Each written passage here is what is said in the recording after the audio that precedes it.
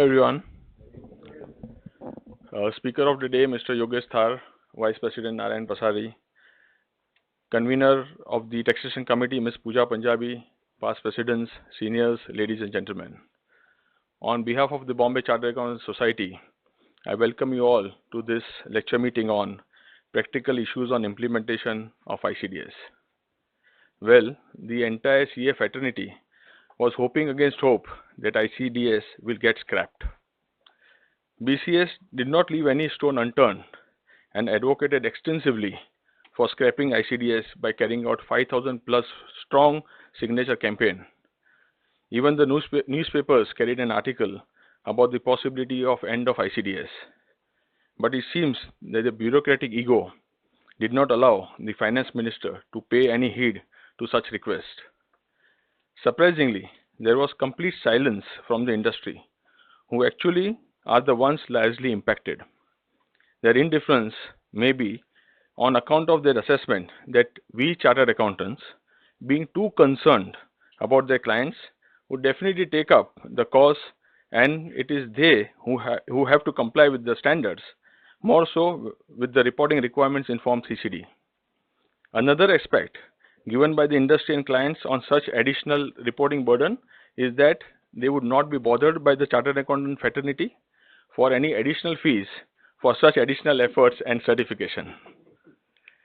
I am sure there are many over here who feel that it is difficult for chartered accountants to charge additional fees for such regulatory compliances. May I ask, is it not the time to team up so that whenever the clients wants to shift the services for any additional work, to deny accepting the same on this very ground?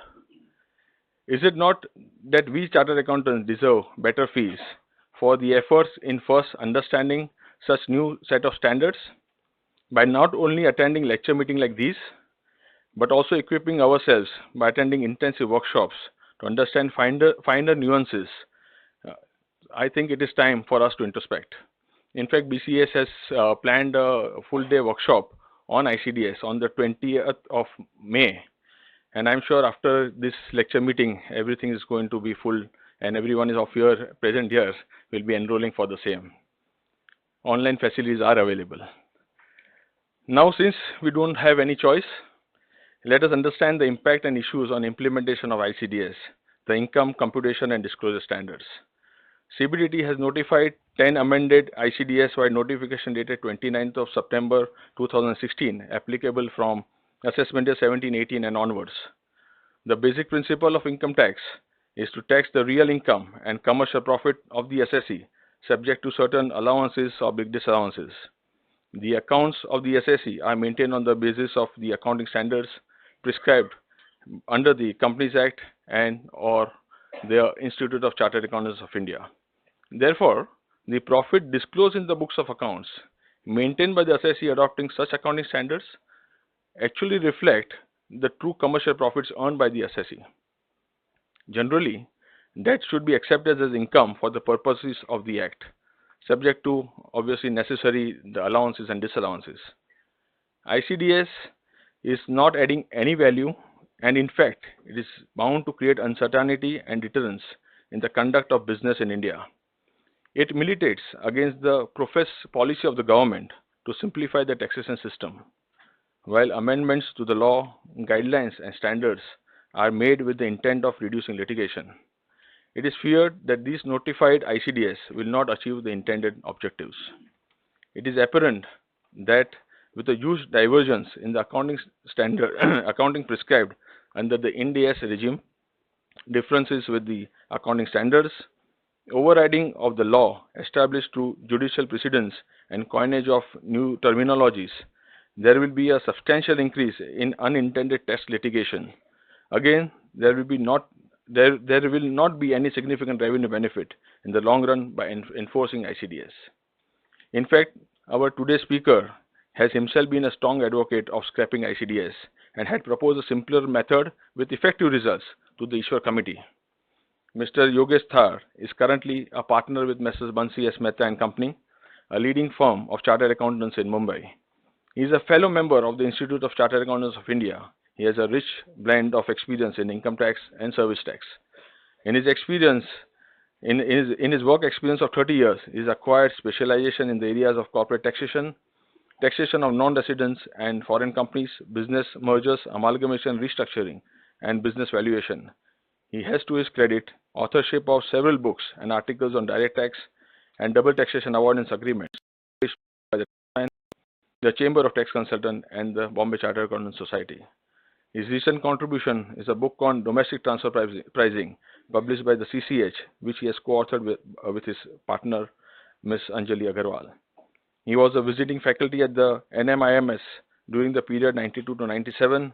He served as a joint editor of the BCAS publication, The Referencer Cum Diary from 97 to 2008.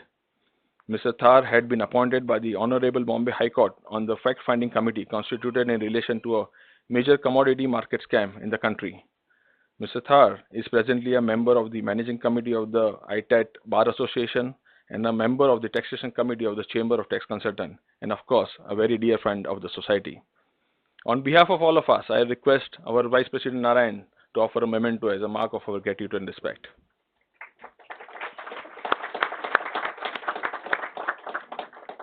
Friends, please join me in welcoming Mr. Thar.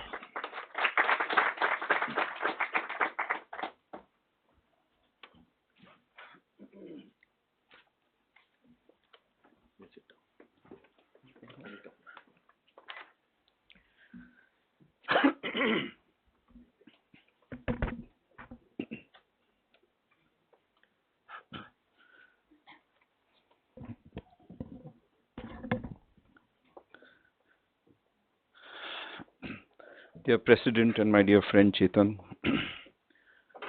Narayan, Ms. Pooja Punjabi, my dear fellow Chartered Accountants, ladies and gentlemen.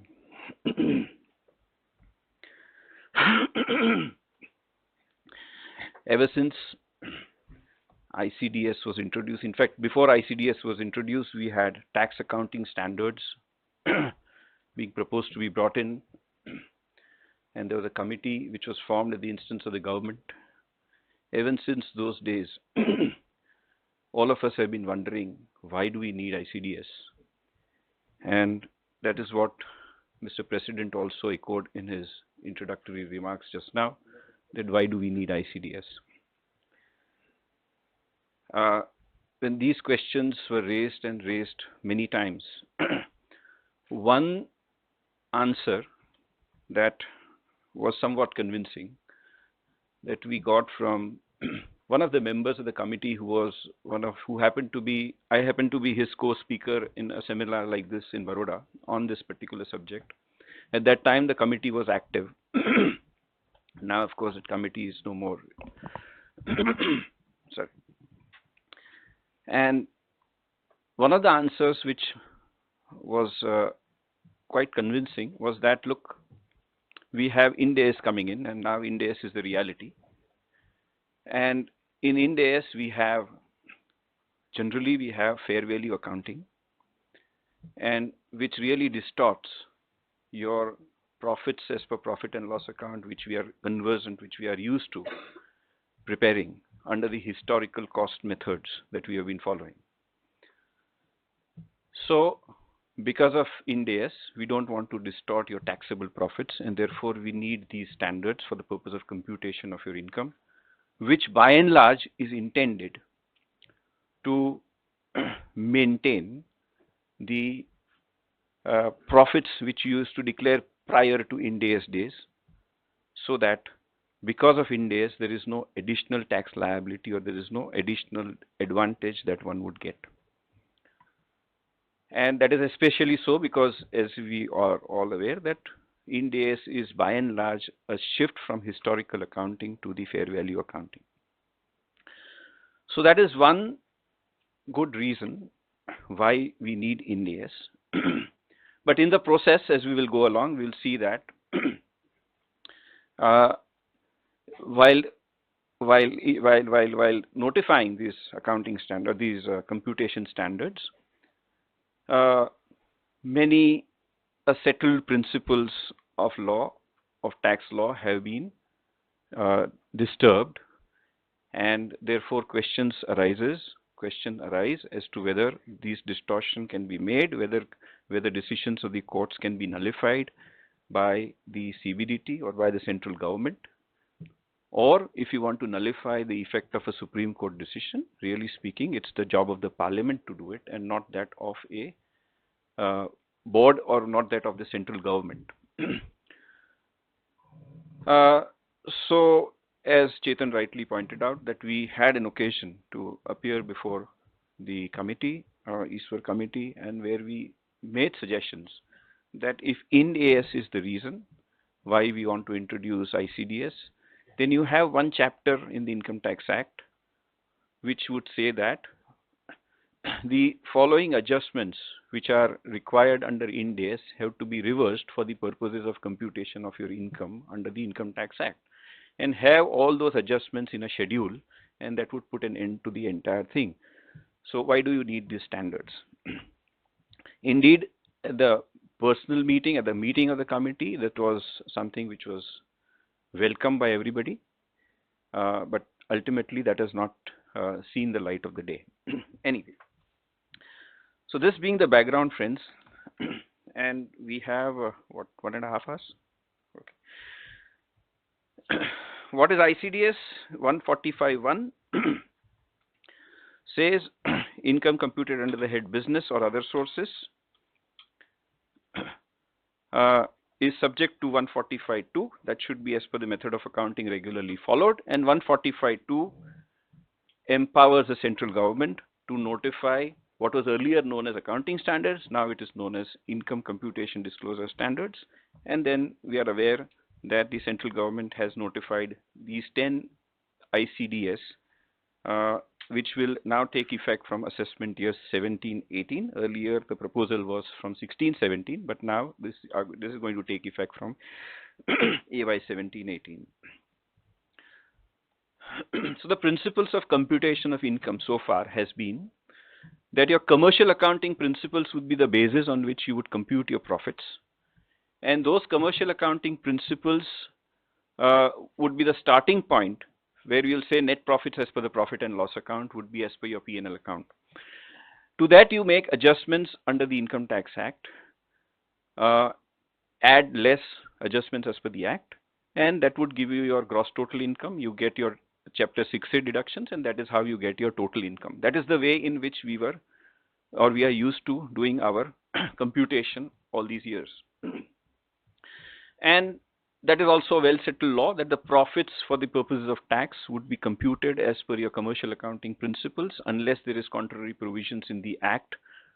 And if there is a contrary provision in the Act, then obviously you have to give effect to accounting will have to give way to your specific provisions in the Act.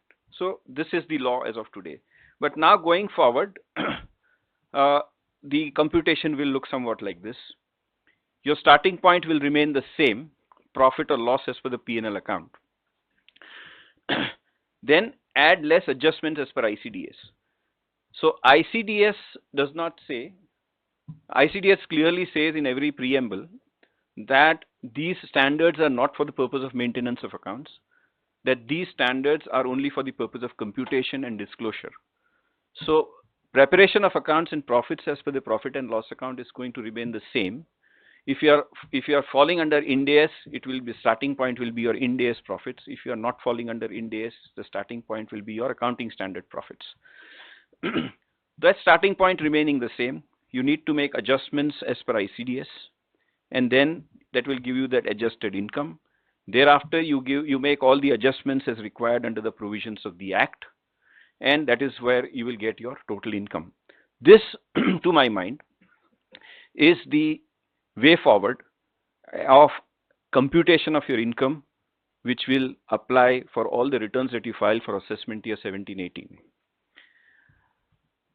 Now, when we look at the return forms that have been prescribed, the return forms for AY 16-17, we have as of today all the return forms, and it is only in form number ITR 4, 5, and 6 that the impact of ICDS was somewhere taken in the return forms. Now, However, whereas the impact was considered or as a matter of disclosure in those returns, the Excel utility which is provided by the department, the impact is not considered in computation of income. So you disclose in a particular schedule ICDS, that these are the impact, but that figure ultimately does not find place anywhere in the computation of income. That was the position for the returns of income that we saw for assessment year 16-17. ICDS was not made applicable from that year. It is made applicable from AY 17-18. So now we look at the returns for AY 17-18, and as of today, I'm told that only 5 returns have been notified. And here also we have ITR 3 and ITR 5, which is relevant because ICDS would apply to income computation under the head business and computation under the head income from other sources. It does not apply to any other head of income. So ITR 3, which applies to individuals and HUFs and proprietary concerns which carry on business. ITR 5 applies to non-corporate entities carrying on business.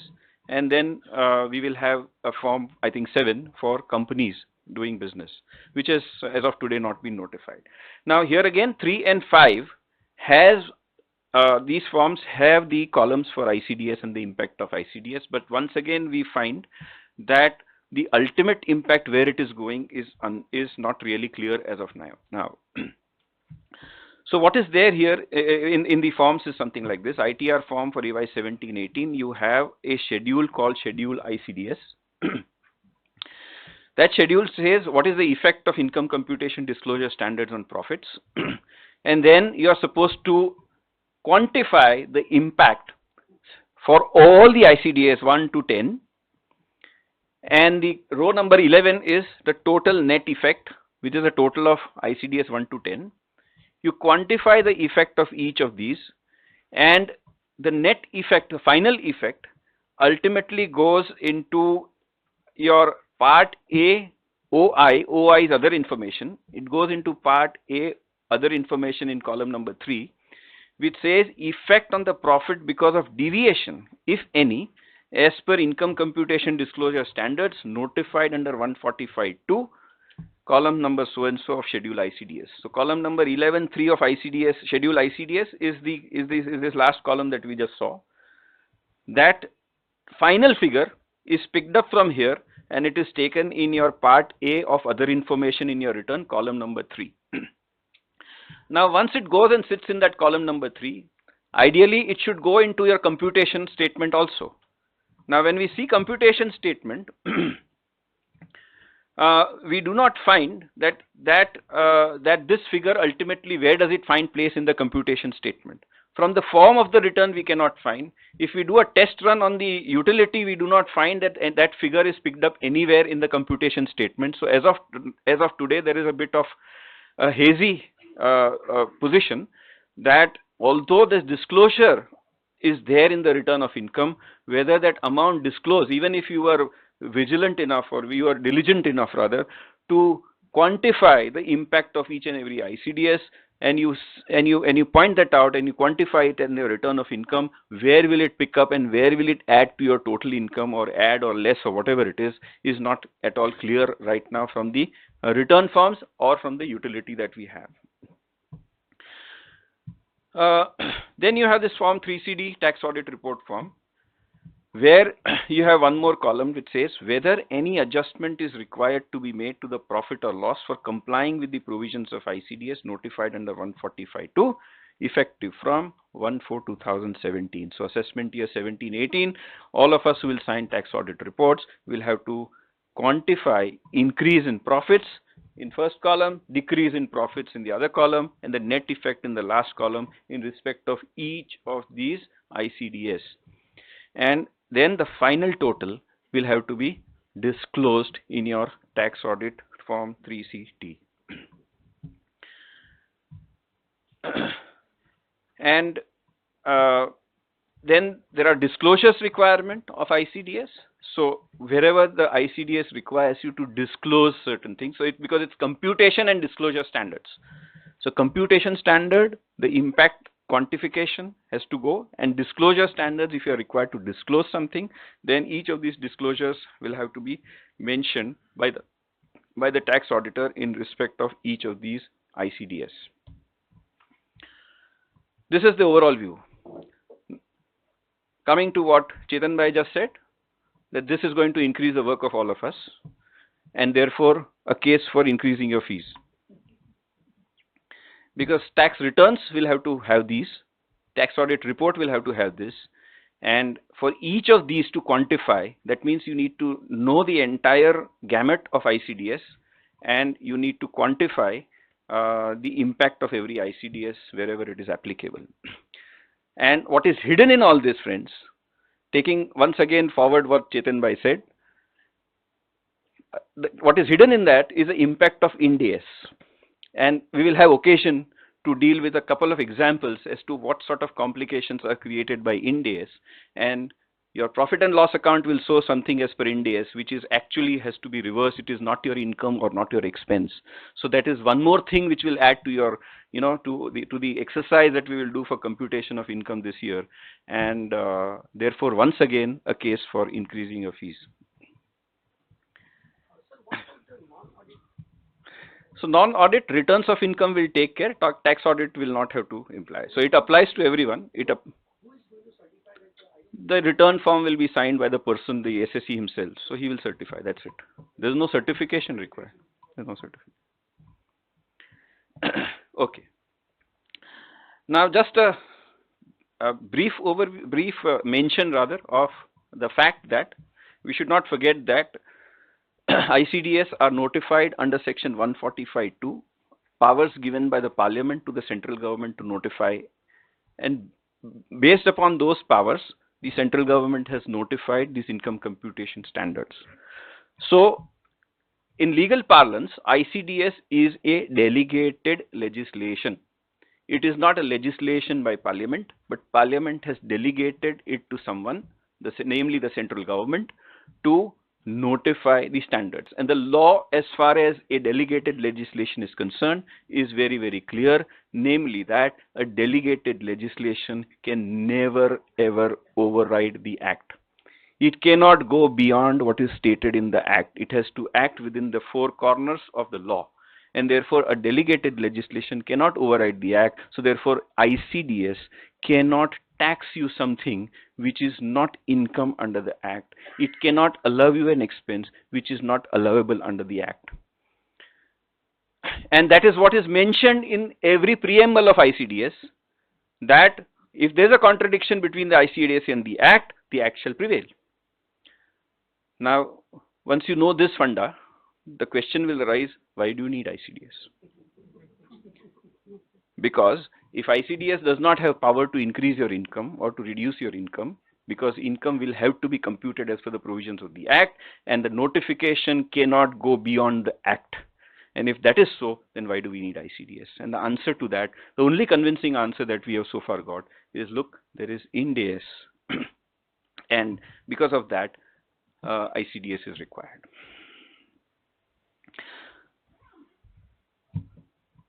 So therefore a question arises whether ICDS can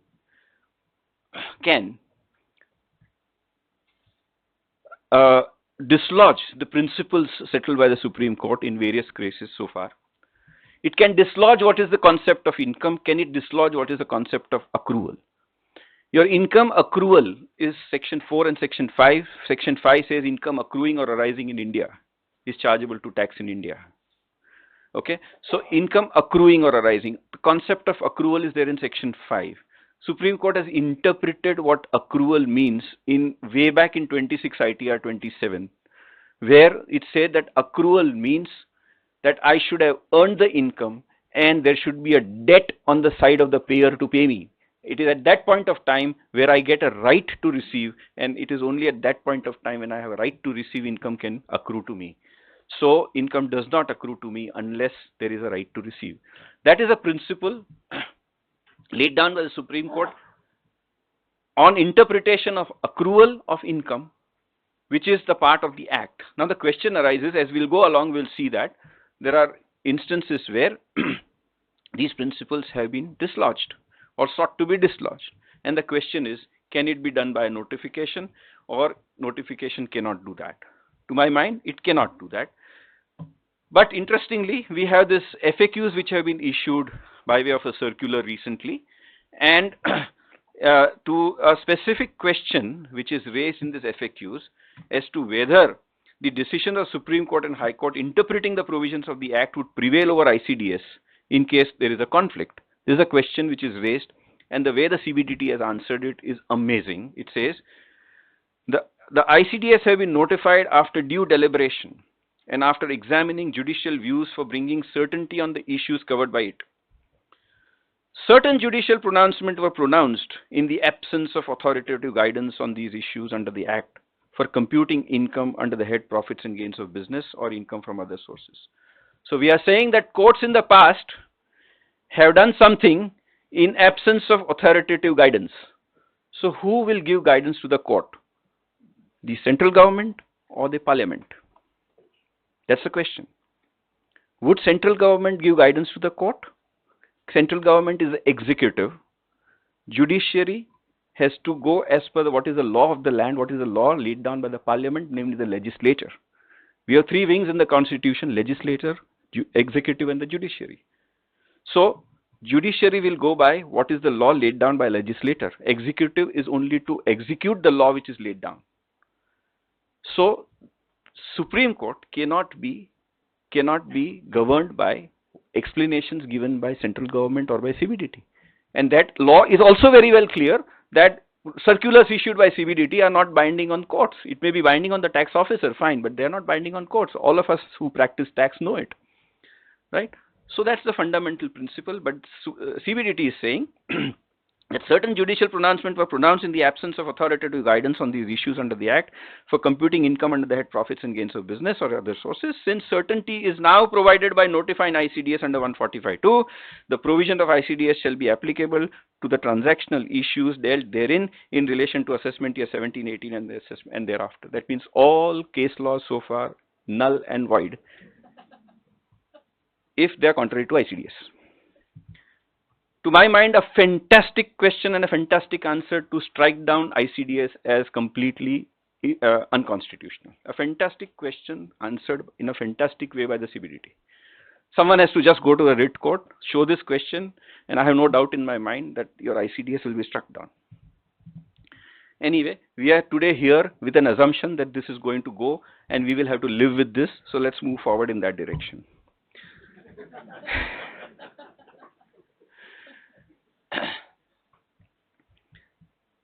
Will ICDS be applicable for computation of MAT? Answer is no, because ICDS itself, preamble itself says that this is not for the purpose of your accounting. This is only for the purpose of computation and disclosure. So it's not going to affect your book profits, and obviously therefore it's not going to affect your MAT. Whether ICDS would have any impact on the financial statements of the SSC? No, but it may have impact to the extent of deferred tax asset and deferred tax liability or tax computation. It may have effect because your tax computation may go for a toss. Your DTA, DTL liability may differ if ICDS is made applicable, and to that extent, financial statements may get affected. Otherwise, it is not going to get affected. Whether ICDS will apply in case of presumptive taxation, and here we have an answer which says that ICDS is applicable to specified persons having income chargeable under head profits and gains of business or profession or income from other sources. Therefore, the relevant provision of ICDS shall also apply to persons computing income under the relevant presumptive taxation scheme. Now, those presumptive taxation scheme which are based on turnover, to that extent, this answer is right, and they are giving example of 44 AD. To my mind, 44 AD, which depends upon the turnover, and a certain percentage of turnover is to be regarded as income presumed under the law. And therefore, the question is, how do you compute turnover? So you'll compute turnover the way revenue recognition standard wants you to recognize your revenues. So your sales or your gross receipts, whatever it is, will be your turnover, and to that extent, I don't see a problem here. But within this various provisions of presumptive taxation, there are 2 or 3 sections which very clearly say that the requirement of maintenance of books of account under 44AA are not applicable to cases which are covered under presumptive taxation unless a SSE claims that I have earned a lower income or a higher income. If a SSE claims a lower income, then yes, he will have to maintain those accounts and get those audited, etc. Otherwise, the requirement of maintenance of account is not there. Now, if the requirement of maintenance of accounts is not there, then the question of following. So now, just to give a background, this ICDS is applicable for SSEs following mercantile system of accounting. It does not apply to SSEs following cash system of accounting. So you and me are saved. We don't have to follow. Most of us follow cash method of accounting. So we as professionals are not required to go by ICDS. But the point that I want to make is that that those who are following cash method of accounting, ICDS will not apply. Now, when the section itself says that maintenance of books of account is not required, and if the maintenance of books of account is not required, the question of mercantile system or cash system does not arise. And if that does not arise, how can 145(2) ask you to comply with 145, ask you to comply with income computation standards? So to that extent, this answer is not foolproof. It's not absolutely right. Secondly, in this presumptive taxation, we also have cases like non-resident foreign shipping companies, foreign aircraft companies, or foreign companies doing extraction of mineral oils, etc. Now, those are the entities who are anyway not required to maintain accounts unless they have a permanent establishment or they have a business operations in India. Then the company law requires them to maintain accounts. Otherwise, they are not required to maintain accounts. If there is no requirement of maintenance of accounts, where's the question of their following mercantile system of accounting or cash system of accounting and therefore go to your 145(2)? The question does not arise. So, in the light of this, this answer which they have given in the FAQ is half right, half wrong, sort of a thing. Then, so this is what it is: 44 DA, ADA, AF, BB, BBA, BB. These are the major provisions dealing with presumptive taxation. So, as I said, 44AF has subsection 4, which very clearly says 44A is not applicable. Now, if it's not applicable, you don't have to maintain accounts. Where's the question of getting into mercantile or cash, and where's the question of determining whether ICDS applies or does not apply? Let's then go to specific accounting standards and specific ICDS. The first one being ICDS 1 on accounting policies. And ICDS 1 on accounting policies, we are told that now prudence is not going to be relevant. In your accounting standard of the Institute AS1 and the old AS1 which was introduced under 145(2) itself talked about principle of prudence and or conservatism, as we are all aware of. Now that prudence principle is gone, we are all supposed to be imprudent going forward. So accounting standard recognizes the concept of prudence, hence expected losses are provided and expected gains are ignored. That is what we have all learned from the day we passed our CA. Then there was a committee which was set up for tax accounting standards, which subsequently became ICDS. It says to avoid differential treatment of recognition of loss and income, the concept of prudence has been removed. It says if you are prudent for expenses, you have to be prudent for income, or if you are prudent for income, you have to be. It can't happen that you provide for an expense but you do not recognize the income. So therefore, we want to treat both equally, and therefore we want to get away with this principle of prudence. And that is where ICDS 1 specifies this very clearly and gives an example that mark-to-market or expected losses should not be provided unless it is permitted by other ICDS. So it talks very clearly about mark-to-market losses and expected losses, unless there is a specific accounting standard which provides. Foreign exchange standard may provide for allowing something, then it's all right. But otherwise, as a general principle, no.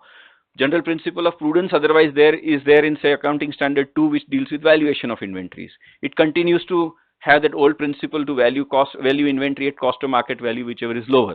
So you continue to do that because that ICDS 2 permits you to do. But if there is no specific permission to follow a principle of prudence, then you don't have to apply the principle of prudence. That is what ICDS 1 tells us. So now let's come to specific items which may affect us, or corporate entities, where issues may arise. So whether mark-to-market losses on interest rate swaps will be allowed. So interest rate swaps, as we all know, is that I have a loan which is borrowed, loan is borrowed and I have to pay interest in yen. I say that, okay, I find dollar to be more stable, so I convert yen into dollar or whatever it is, and then there's a swap transaction which takes place, and so therefore, although I have to pay, ultimately I have to pay interest in yen, I hedge myself by recovering interest or in yen and paying it in dollars or whatever it is. So that's a swap that I do, and the question will arise whether that swap, as of today, these swap transactions are generally recorded on mark-to-market basis, and the question will arise as to whether the concept of prudence being removed from ICDS 1, will the mark-to-market loss on interest rate swaps will affect us? Because foreign exchange swaps are different, covered by separate ICDS on foreign exchange. So if the currency swaps which are in foreign currencies, or these interest rate swaps which are related to a foreign loan, those will still be governed by the foreign exchange standard, and the interest rate swaps over there will also be covered by that standard, and mark-to-market loss and mark-to-market profits both may have to be accounted there. However, if it's a local currency, so if you have a loan which is a fixed rate of interest and you want to convert it into a floating rate of interest of MIBOR plus or something, and that is how you hedge your liability. So that is also an interest rate swap, but which is not cross-currency interest rate swap. It is within the rupee to rupee, this thing. Now those sort of transactions will not be governed by foreign exchange ICDS. They will be governed by your normal principles of prudence, and normal principles of prudence, ICDS 1 tells us that no, if there is a mark-to-market loss, we are not going to allow. Now, when there was mark-to-market loss not going to be allowed, the question arose as to whether what happens if there is a mark-to-market profit. Are you going to tax it? Fortunately, in one of the FAQs, they have answered no. Losses and profits both will have to be dealt with in the same manner. So if there is a mark-to-market profit, also we are not going to tax you. In case of banks, it will be governed by RBI norms for accounting of the interest rate swaps. So that banks are in a way exempted from this interest rate swaps difficulty. But then it is only for banks, it is not for NBFCs or anybody else. Whether mark-to-market losses on interest rates recognized in earlier year needs to be reversed, and we have this transition provision in ICDS 1 which states that all contracts or transactions existing on 1st April 15 or entered into on or after 15 shall be dealt with in accordance with the provision of this standard after taking into account the income, expense or loss, if any, recognized in respect of the said contract or transaction for the previous year ending so and so. So therefore, if you have accounted for a mark-to-market loss of a particular swap in the past, then that existing transaction loss you may have to reverse in the current year if that instrument continues at the end of this year. If it does not continue, it is already settled, then that profit and loss is settled over there. But if that instrument continues till the year end, right from the opening, it is still there on 31st March 17, then that entire mark-to-market loss which you had, loss or profit which you had booked earlier will have to be reversed now, and the impact of that will fall in your computation. So MAT implication, if mark-to-market gain is recognized in earlier year, needs to be reversed in AY, it should be 17-18, not 16-17, there's a typo over here. So let's take an example. Mark-to-market gain which is recognized in earlier year was say 300. Now for this year your profit from ICDS, profit before ICDS adjustment of 100. So book profit is 100.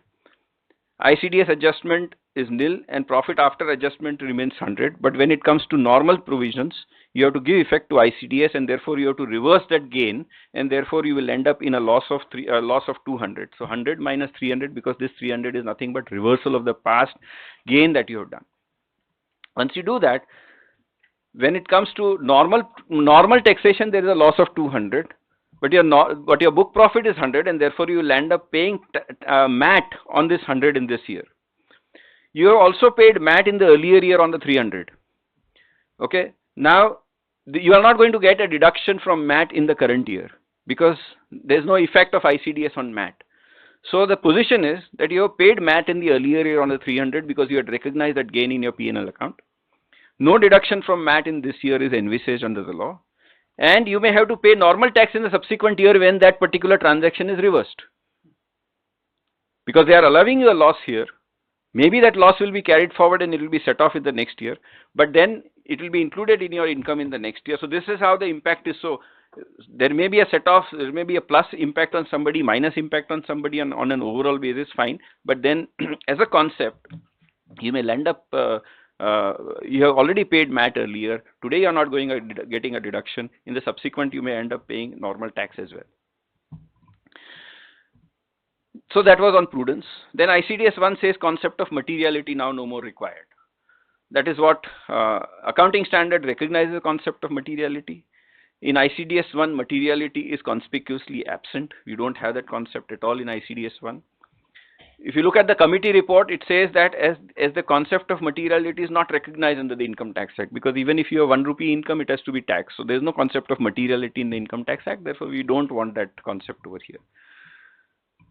And ICDS has no specific provision on materiality. It is silent on that. So question is what happens, whether materiality exists, does not exist. If I buy a 300 rupee calculator, does it become plant and machinery and therefore I'll be entitled only to depreciation and it is not an expense? What happens? So to what extent do I have to go when I do my tax audit? Do I have to say a pen and pencil is also a plant and machinery or an office equipment, and therefore you just ignore the concept of materiality? Interestingly, if we read ICDS 1 itself, it deals, first of all, ICDS deals with significant accounting policy. So the concept of significance is still there. You're not concerned with petty accounting policies. Secondly, we are told that selection of your accounting policy should be such that discloses true and fair view. It does not say true and correct view. True and fair view. The concept of fairness is still there in the ICDS itself. First of all, why should ICDS have anything on accounting policies? It has not entered my head at all. Because ICDS, you are told that it is not for the purpose of accounting, but ICDS 1 talks of accounting policies. So that itself is a mismatch, and probably ICDS 1 is a complete misfire. You don't need it except for the disclosure requirements over there. But be that as it may, the department will say no. While computing your income, you have to presume that these accounting policies are not permitted or these are only permitted, and therefore you have to recompute your income based on this. Whatever you may do in your accounts, you will have to recompute based on remove your prudence, remove your materiality. But as I said, embedded in ICDS 1 is a concept of fair, true and fair. Now fair has embedded in it the concept of materiality. True and correct is different, true and fair is different. So there's another indication that materiality is not totally given up. Then we have a specific para 7 which says change in accounting policy having material effects are to be disclosed. So change in accounting policy having material effects. So again, concept of materiality once again embedded in ICDS 1 itself. So therefore, even though concept of materiality has not been expressly stated, it is probably impliedly still relevant, and therefore I don't think we all have to bother about petty issues concerning materiality while we prepare our accounts and our tax audit reports. That takes us to ICDS 2 on valuation of inventories. And your accounting standard 2 includes within its scope, or rather excludes from its scope, the work in progress of service provider. When you look at the committee report, so inventories are inventories of traders and manufacturers or whatever, goods by and large. It excludes service providers. You and I provide services.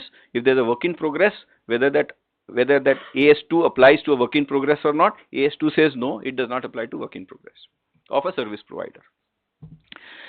Look at the committee report. It said we need to incorporate a method of valuation of inventories of a service provider based on the international best practices. This was the committee report which went into this, recommending these standards. Then interestingly, you have para 6 which defines cost of services. And there was a definition which was earlier introduced, and then there was a change made. And what is the change made? I have highlighted here so that we can come to some reasonable conclusion on this issue. The the earlier definition was the cost of services in case of a service provider shall consist of labor and other cost of personnel directly engaged in providing the service, including supervisory personnel and attributed overheads. So that earlier definition said in case of a service provider and cost of services. And when you value inventory, this cost of services is included in the definition of cost of inventory. So the question arose that cost of services in case of service provider. So that means a service provider will also have to value its services. And if there is a WIP of services at the end of the year, we will have to value that and bring it to tax under the P&L account. So that was what was the possible view. Fortunately, in the amendment which they made to some of the amendments which they made pursuant to the first committee report of Eastward Committee, this portion has been removed. And it says the cost of services they have removed in case of a service provider. That portion they have removed. So cost of services shall consist of labor and other cost of personnel directly engaged in providing service. Okay. So therefore, a doubt whether service provider has to value cost of services or not has been somewhat addressed by removing this part. Now, which is probably giving a final view on the subject, is there is a definition of inventory. Because what you have to value under ICDS 2 is inventory. And what is inventory they have defined? And they have said inventories are assets which are held for sale in the ordinary course of business. So assets held for sale. So services are not assets held for sale. In the process of production of such sale, and in the form of materials or supplies to be consumed in the production process or in rendering of services. So the word inventory is defined in a manner to include all that is tangible, assets held for sale in the ordinary course of business, in the process of production of such sale, and in the forms of materials or supplies to be consumed in production or rendering of service. So it's all talking about materials, supplies, goods. So therefore, services WIP does not have to be valued because it is not there in the definition of inventory itself.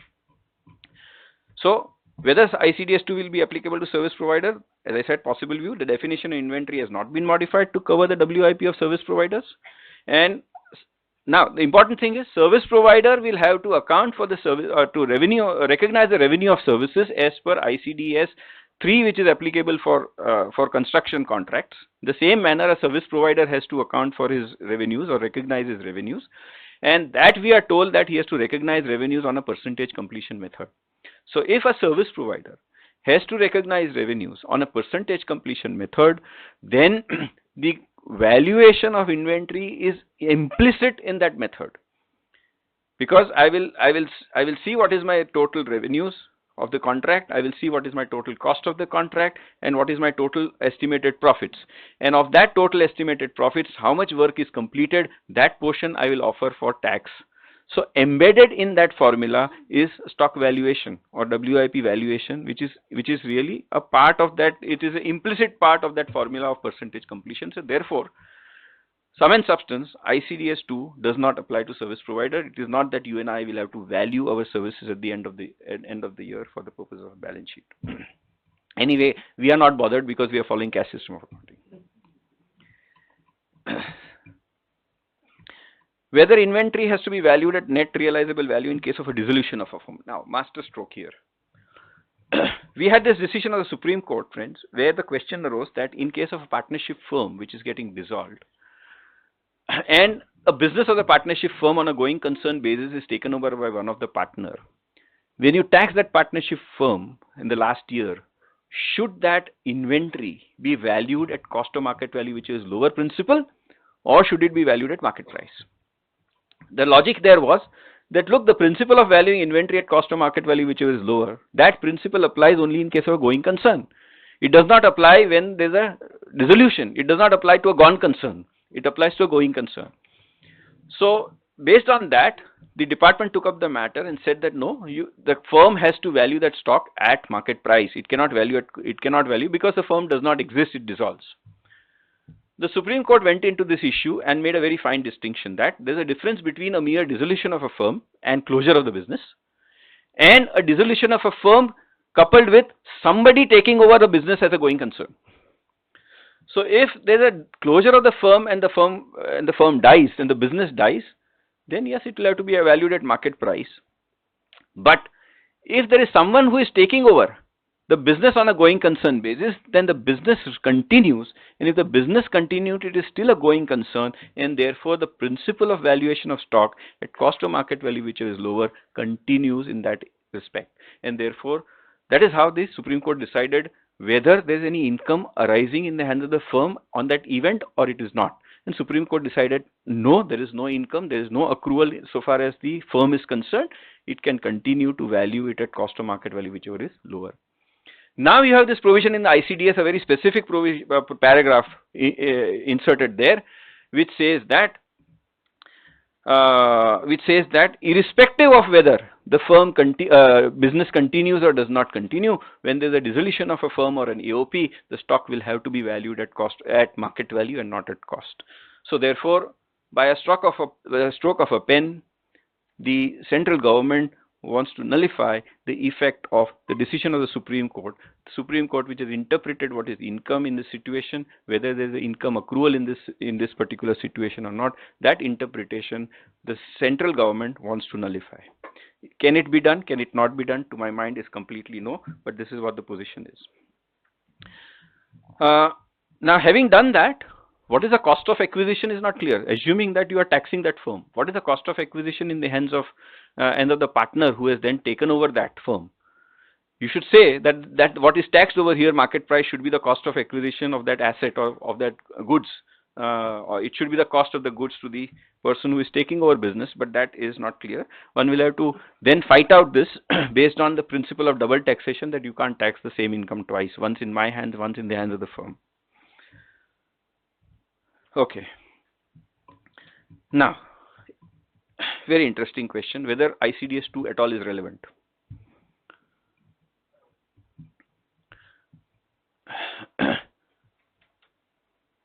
The title of today's topic is Practical Issues on implementation of ICDS. So that's why I thought that I should bring it forth to this august audience. That if you find a problem in dealing with ICDS 2, you have a wonderful tool with you. And the wonderful tool is section 145A. 145A says, ICDS is under 145(2). Okay. 145A says, notwithstanding anything contained in section 145, the valuation of your purchase, sales and inventory will have to be made in accordance with the accounting principles normally followed, subject to your adjustment of SANVAT, MODVAT, blah, blah, blah. Okay. So what does 145A say? Notwithstanding anything contained in section 145. ICDS are a product of 145(2). So notwithstanding anything contained in ICDS, 145A will prevail. 145A says continue to value your inventory as per your normal accounting which you are regularly following, and subject it to MODVAT, SANVAT adjustment, excise adjustment. That's it. So that's a tool available. There are contrary views to this, but I feel because of a non-obstante clause in 145A, you do have a very strong case to say that this ICDS 2 is a complete legislative misfire.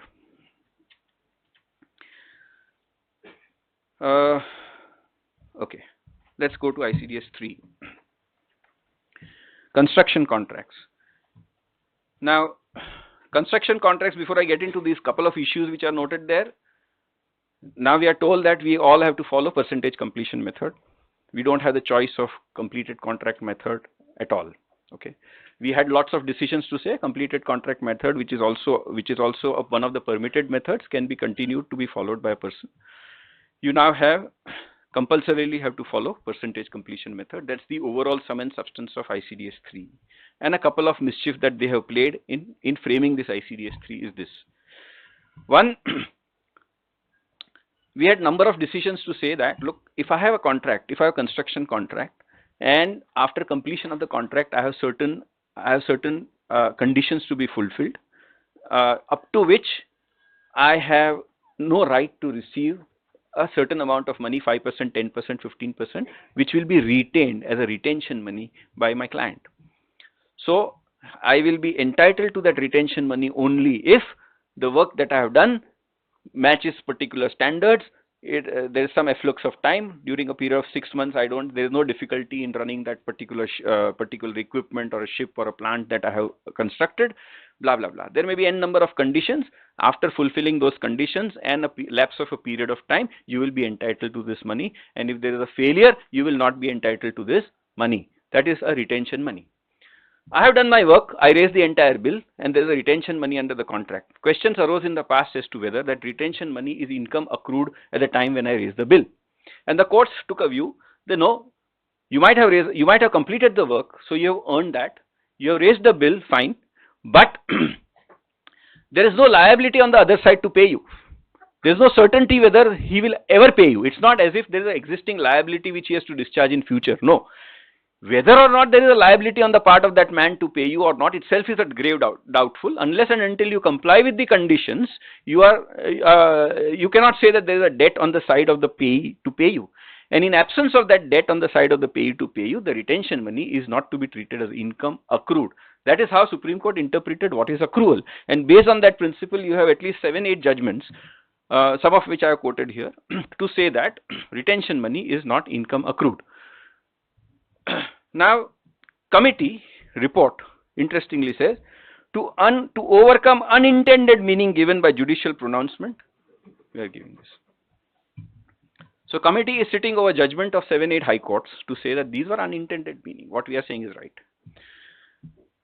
ICDS says contract revenue, they have defined contract revenue to include initial amount of revenue agreed in the contract, including retentions. And further, contract revenue has to be recognized by reference to the stage of completion of contract activity. So, retention money. So how do you compute? You compute total revenues including retention monies, total expenses, total estimated project revenues from the profits from the project, in the stage of completion in the ratio of completion 10%, 15%, 20%, 30%, whatever completed, you recognize that revenue. Of course, they have a threshold of 25%. Till the 25% completion, you don't have to recognize revenue. So if it's 50%, you recognize 50% of the revenue. So in that, when you have the top line, that the contract revenues, you have to include even these retention monies. You have this FAQ which says retention money being part of overall contract revenue shall be recognized as revenue subject to reasonable certainty of its ultimate collection condition. They have gone by a reasonable certainty. If there is reasonable certainty of your collection, then you recognize. But the question is not reasonable certainty of collection. The question is of accrual under the law. It is only after there is an accrual under the law, then you go into the real income concept, whether there is certainty of receipt or not. Then that's a different principle that you follow. That is it a real income or a hypothetical income? My loan, bank would say my loan is completely bad, even though interest is accrued to me. But is there a certainty of receipt or not? So if there is no certainty of receipt, all that I'll be accounting for will be hypothetical income, not a real income. And if it's not a real income, it is not accrual. So that's a different principle. Okay, so reasonable certainty is not an issue. Issue here is there an accrual or not? And the ICDS tells us yes, there is an accrual. Then the next is expected losses. Now, in accounts we have whether expected losses, if you expect a loss in a particular contract, then even if that contract is complete partly only, that entire expected loss has to be provided for. That is based on principle of prudence. Now, ICDS tells us that it is silent on expected losses. It does not. Yes, accounting standard clearly says that the expected losses will have to be provided for irrespective of the stage of completion. Whereas ICDS tells us that it is silent on expected losses, and therefore expected losses, even if you expect that entire contract will ultimately result in a loss, you cannot provide for such losses under the ICDS regime. Principle of prudence is not regarded as one of the principles, and therefore expected losses are not to be recognized. That is very clearly stated in ICDS 1. Secondly, unlike in AS 29, you have this ICDS 10, which does not deal with the provisions for an onerous contract. AS 29 permits you to make a provision for an onerous contract, a contract which will ultimately be onerous on you in the sense that there is going to be a loss in that contract. Your ICDS 10, which is parallel to AS 29, does not make any provision for that. And however, at the same time, if there are expenses which are permissible, then expenses which are accrued or crystallized, then you can certainly make a provision for those expenses, but you cannot make provision for the losses. Transition provision for ICDS 3, contract revenue. So they are saying the old contracts will continue as per the old method that you were following. It is only the new contracts which will be governed by your new system. And it will be applicable even to transition provisions of ICDS 4 relating to service contracts. So construction contract and service contracts, the recognition of revenue is at par. So that was ICDS 3. Coming to revenue recognition, whether ICDS 4 would impact treatment of finance leases, the answer is no. We have AS 19 which talks of leases. Committee had recommended a separate ICDS for leases. ICDS excludes revenue recognition of items specifically dealt with under other ICDS. Now, the scope of ICDS 4 is limited. Now, what does revenue recognition ICDS say? It deals with sale of goods, rendering of service, and use of resources by others. Now, lease income is certainly a use of resource by somebody. So in that sense, yes, it's a use of resource. So probably prima facie it enters within the domain of ICDS 4. But then it says use of resources by others yielding interest, royalties and dividends. It's only these three types of income which are covered within this domain of revenue recognition ICDS, and therefore other types of use of resources like leases are outside the purview. And even circular says so. Circular 10, that FAQs, one of the FAQ question 12 says so, that that leases does not apply, and the possibility is that they are formulating a separate ICDS for leases, and therefore this ICDS 4 does not apply. So therefore, as of today, you continue to account for your leases as per your AS 19 and as per your decisions of the Supreme Court. In the case of ICDS, incidentally, the name of the Supreme Court decision is ICDS Limited, which allows, which says that the tax law does not recognize operating lease and finance lease. So even if it's finance lease, it has to be like an operating lease itself, so far as the tax impact is concerned. Then another interesting thing, whether ICDS will have any impact on revenue recognition of export incentives. Now we have this paragraph 5 in ICDS 4, which says that where the ability to assess the ultimate collection with reasonable certainty is lacking at the time of raising any claim for escalation of price and export incentive, revenue recognition in respect of such a claim shall be postponed to the extent of uncertainty involved. So I have exported I have say for example exported my products, and I'm entitled to some import entitlements. I'm entitled to import incentives. Now, if there's a duty drawback, or there is any incentive which I can utilize only if I import material, unless and until I import material, I cannot utilize that. It may so happen that I may not utilize, and after a reflex of time, that incentive lapses. So merely when I make a claim, does it give rise to income? Merely so there are three stages. I make an export and I'm entitled to something. Secondly, after being entitled, I make a claim. Okay, so I make a particular claim. That is stage number 2. And third stage is that claim is recognized by the authorities that yes, your claim is right and we are going to give you this much incentive. So the 3 stages. The question arises as to whether when I made an export, does the income accrue? Supreme Court says no. When I make a claim, does the income accrue? Supreme Court says no. When does the income accrue? Income accrues at the third stage when the government authorities recognize that yes, your claim is right and you are entitled to this, and they give you a letter of entitlement. Yes, you are entitled to this much. And it is at that point of time there is a debt created on the other side. I have earned it, but there was no debt on the side of the government to pay me, and therefore there was no accrual. Same principles of Supreme Court. So therefore you have this decision of Supreme Court in Excel Industries which says that export incentives will accrue to you only at the time when that particular claim of yours is approved, and you get a letter to that effect. Now here you have ICDS 5 which says that where the ability to assess the ultimate collection with reasonable certainty is lacking at the time of raising the claim of export incentive, you don't recognize. Now it may so happen that in past 3 years, 4 years, 5 years, whatever claims I have made, most of them claims have been received by me. So there is no doubt for me to, there's no reason for me to doubt whether there is a reasonable certainty or there is no reasonable. That is therefore mean that I must account for it when I make a claim, or does it mean that I must account for it when I make an export? When Supreme Court says that, no, that is not a time of accrual. So if Supreme Court says there is not a time of accrual, whether or not there is a reasonable certainty, it does not accrue to you. If it does not accrue to you, that's not your income. But no, we have this paragraph 5 in ICDS 4, which wants to tax that earlier than what it was taxed under the judicial pronouncement. So again, this may be an area of dispute, and then when the matter goes on, we will see. Then you have Ind AS versus ICDS and treatment of interest-free deposit. Interesting areas. Now, Ind AS has a lot of typical issues. This is one of the issues which arise out of Ind AS applicability. I have placed an interest-free deposit of say 100.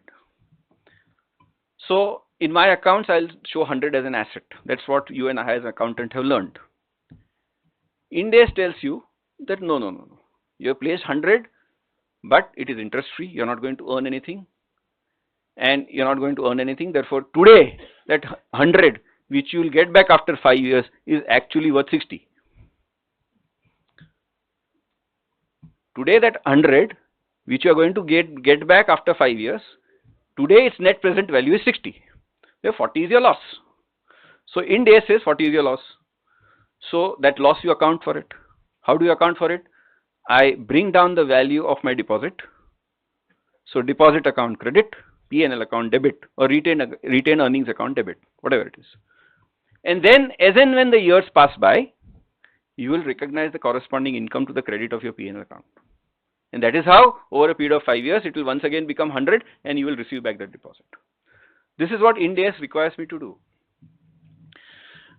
Now, the question arises whether valuing interest-free deposit at amortized cost or a present value, this is the jargon used in Ind AS, amortized cost method, and corresponding debit to the opening balance of retained earnings. So if it has happened in the past, you debit it to retained earnings. If it is going to happen in the future, you debit it to P&L account.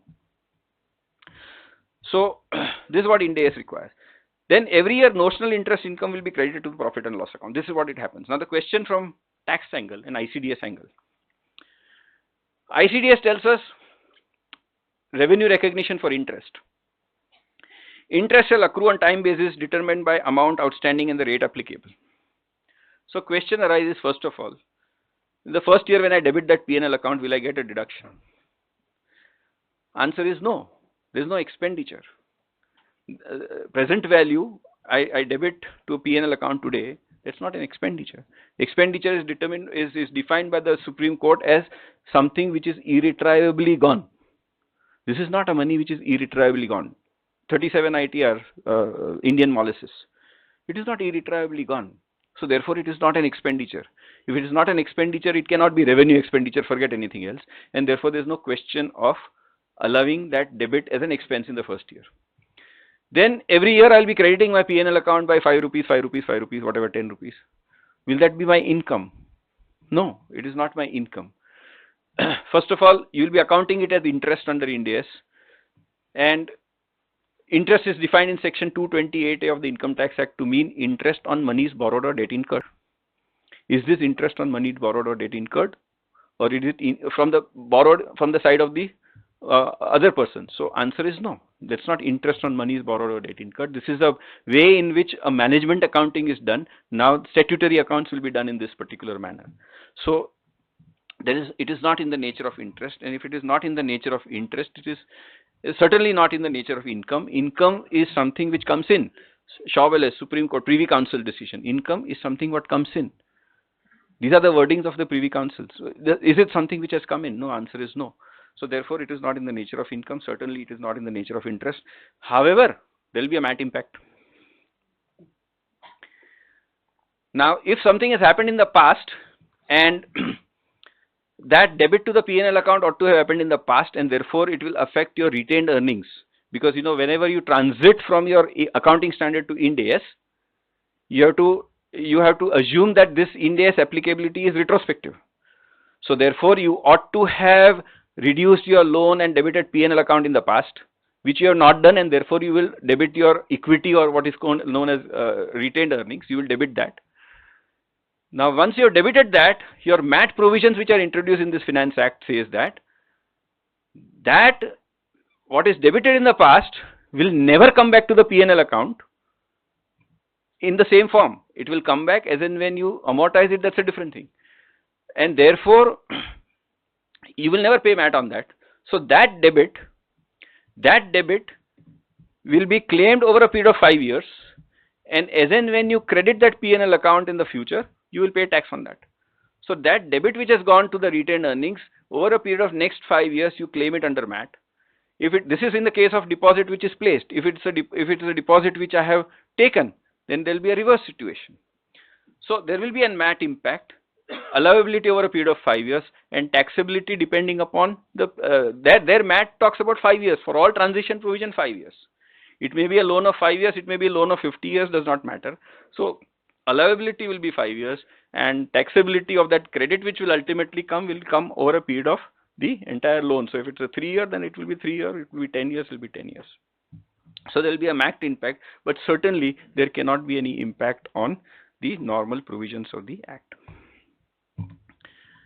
Then take another example of revenue recognition in Ind AS, where say long-term bonds on investments.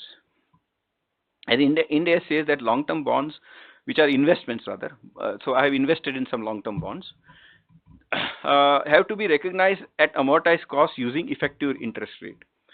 Now, effective interest rate is arrived at after considering actual interest and discount and premium. So accordingly, for Ind AS, the adjustments are to be made like this. The effective rate of interest has two elements: the market rate of interest and the discount and premium. Market rate of interest has again two elements: the actual interest, the coupon which is there, and the difference between the market and the actual. Okay. So far as the actual interest is concerned, that portion is obviously your income. So that portion you apply ICDS 4, because ICDS says interest is accrued on time basis. So apply ICDS 4 and offer it for tax. So far as the difference between market interest and accrued interest is concerned, Ind AS, although requires you to recognize that, for the purposes of a tax computation, you will have to reverse the effect. So you reverse the effect of Ind AS over there. When it comes to discount and premium, your Ind AS says that discount and premium also have to be accounted on time basis, recognized on time basis. Now, you recognize something on time basis only if it is revenue in nature. All discounts and premium are not necessarily revenue in nature. A discount and premium could be capital in nature. You have this decision, the principles laid down in case of deep discount bonds, whether it is interest or whether it is capital. And early decision of House of Lords in Lomax versus Peter Dixon, 12 ITR supplement page 1. What does it say? That a deep discount, that discount, whether it is in the nature of interest or whether it is in the nature of capital, has to be determined based on what is the market rate of interest. If the discount equals to the market rate of interest, then that discount is interest. But if that discount is more or less than the market rate of interest, if it is more than the market rate of interest, that difference is capital. It is not in the nature of interest, it is not revenue, it is in the capital field. So depending upon this principle, discount and premium will have to be accounted accordingly. And so therefore, while you give effect to your Ind AS, Ind AS takes effective rate of interest, it clubs everything together. It wants you to club interest, it wants you to club the discount and premium and amortize over a period of time. Whereas when it comes to tax, you will have to dissect that effect of Ind AS into these three parts and apply your ICDS 4 for the purpose of accounting of interest portion, apply your ICDS 4 for accounting of discount on premium which is in the nature of revenue, apply your first principles to remove the discount of premium which is in the nature of capital, because that will give rise to capital gains, and as and when these bonds are transferred and it gives rise to capital gains, ICDS does not govern capital gains. So at that point of time you decide separately, independent of ICDS. And what is the interest element difference between market and actual, that you have to eliminate from your computation completely. So this is a dissection which you will have to do, practical issues on ICDS. This is what is going to happen as and when we are going to prepare our computation of income for assessment year 17-18. There'll be one item of interest credited to the profit and loss account, and it will have all these elements over there, and you will have to dissect this interest comprise of what. Right. Next. A Limited engaged in providing services related to initial public offering. Okay, so this is a case study sort of a thing. So if I am engaged in providing initial public offering, and my fee structure has two parts. One is a fixed fee and one is a variable fee. So how do I account for the fee? How do I recognize the revenue? Because now we are told that now it's a case of A Limited. When it's a limited, it has to follow mercantile system of accounting. So it's a service provider following mercantile system of accounting. ICDS applies to it, and this ICDS, how will he recognize his revenue insofar as fixed and variable portion is concerned? So fixed portion based on the completion of work, stage of completion, and if stage of completion are not defined, then you will have to over a period of time. So if the services starts today and the IPO is going to come say 3 months down the line, then divide it in the 3-year period. So that is a fixed portion, there is no difficulty. Variable portion, do I have to do it? Answer is no. Variable portion you will come to know only as and when the actual public offering actual price or benchmark price comes. Based on that benchmark price, you are entitled to this variable component of your fees. And it is at that point of time the income will accrue or not accrue. So till that time, there is no question of recognizing that revenue. And you get a support for this from a particular paragraph in the contract revenue itself. I think it's paragraph 10B, which is not come out here. Contract revenue shall comprise of A and B. This is it's text of paragraph 10 of ICDS 3. Which applies ICDS 3, it applies also to services in ICDS 4. And part B over there says variation in contract work claims and incentive payments to the extent that it is probable that they will result in revenue and they are capable of being reliably measured. So in an example that I have given, it's not capable of being reliably measured, and probability whether it will result or it will not result. So this is just a small case study on this aspect. Then we have build, operate, transfer projects. Infrastructure sector. You have ICDS FAQs question 12, which says presently there is no ICDS which is notified for the purpose of BOT projects, and therefore you continue to do what you are doing. That is ICDS. Now these BOT projects are generally large companies, and generally these large companies will have to follow Ind AS, and Ind AS has a completely different way of accounting for BOT projects. Normally these BOT projects we would have accounted for saying that I have a contract to build a road that is for 35 years. Therefore whatever expenses I am incurring for building the road, those expenses will become my asset. I account it as a fixed asset. Then I'll claim depreciation on those fixed assets, and then as and when I receive annuity, then that annuity will become my income. That annuity will start the day I commence that road, and I will account it as income, and against that income I will keep on claiming depreciation from year to year. After the end of 30 years, 35 years, whatever the concession period is there, that road is handed over to the authority or the government. So this is how generally, normally. There may be variations, there are a lot of case laws on this, but I'm not getting into those nitty-gritties. This is how we would do as traditional accountants. Ind AS says no. Ind AS says whatever you are spending today is not your asset. Why? Because the property does not belong to you. You have to build, operate and transfer. So it belongs to whom? It belongs to the government. So it's not your asset. If it's not your asset, it's not going to be accounted by you as fixed asset. Okay. So it's not going to be accounted by you as fixed asset. Obviously, you are not going to get depreciation in the future. No depreciation. Fine. Then I'm going to earn income by way of annuities. Ind AS says that look, that annuity which you are earning has 3 elements. One element is, what are you? You are only a contractor for that government. You are constructing road and giving it. You are a mere contractor. So therefore, the annuity which you will receive over a period of 30 years, that will comprise of a contractor's profits. One element. Second element, you have invested so much money, and therefore it will also have an element of interest that you will earn on the amounts that you have invested. So that is the second element of annuity which you are going to get. And the third element of it is you are going to do O&M services. So that OMN is a third element of the annuity that you are going to receive. So Ind AS requires me to dissect that future income into three parts: a contractor's profits, B, the inter-element, and C, the O&M profits. And then it says that it may be a 30-year contract, but you are going to complete this contract in 3 years and commence the road in 3 years. Therefore, over a period of 3 years, that contractor's profit element which is there embedded in your future annuities, that portion you have to account it as profit in the first 3 years in a project completion in a percentage completion method. So under Ind AS, I will account for that profit under a percentage completion method. Then the interest element which is going to come to you, that you have to account for it on the time basis. And third is operation and maintenance, which will accrue from year to year as and when you do the operation and maintenance. So dissect that future cash flows into three elements, recognize something as income today where I have not received a single penny. So my profit and loss account will show that I have a contractor's profit of 8%. I have not received a single penny from the government. I'll start receiving only after 3 years. So question arises, what happens to tax?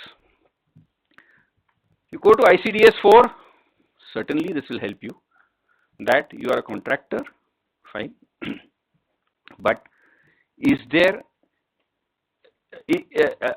what is the nature of the contract? The nature of the contract ultimately is of providing services, of providing the road. And that provision of road, when is the income going to accrue to you? It is going to accrue as and when the annuities are paid to you. And in absence of any annuity being paid to you, is there any accrual of income? The answer is no, there is no accrual today. The accounting standard requires a particular way to dissect my income. But today I have no right to receive that income. And if I have no right to receive that income, it cannot be my accrued income today, although I have credited my profit and loss account. So therefore, I am a service provider, no doubt, but I am a service provider of providing the road. I am not a service provider as a contractor to the government. You may dissect my income for the purpose of management accounting and say that this is the contractor's element, this is the interest element, this is this element. But ultimately, whatever may be the element, what is the nature of contract? The nature of contract is that you are going to provide road and service provider for providing that road. So therefore, your income will accrue.